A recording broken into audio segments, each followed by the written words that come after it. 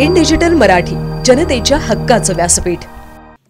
उल्हासनगर महापालिकेकडून अनधिकृत बांधकामांवर हातोडा चालवण्यात आला।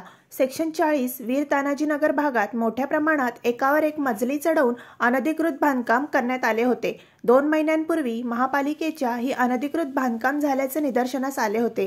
त्यामुळे पालिकेने या अनधिकृत बांधकामांना नोटीस बजावली होती। मात्र पोलीस बंदोबस्त मिळत नसल्याने कारवाई रखडली होती। अखेर आज पोलीस बंदोबस्त मिळाल्यानंतर या अनधिकृत बांधकामांवर महापालिकेच्या अतिक्रमण विरोधी पथकाकडून हातोडा चालवण्यात आला। उल्हासनगर शहरात मोठ्या प्रमाणात अजूनही अनधिकृत बांधकाम होत आहेत, त्याकडे महापालिका सोयीस्करपणे दुर्लक्ष करते। प्रभाग समिती क्रमांक 4 च्या कार्यक्षेत्रातील तानाजीनगर या ठिकाणी अनधिकृत बांधकाम झाल्याचे 2 महिन्यापूर्वी निदर्शनास आले होते। सदर बांधकामास आम्ही नोटीस बजावली होती। ती रितसर प्रक्रिया ती सर्व पूर्ण केली होती। त्यानंतर ते बांधकाम तोडण्यासाठी पोलीस बंदोबस्ताची मागणी केली होती।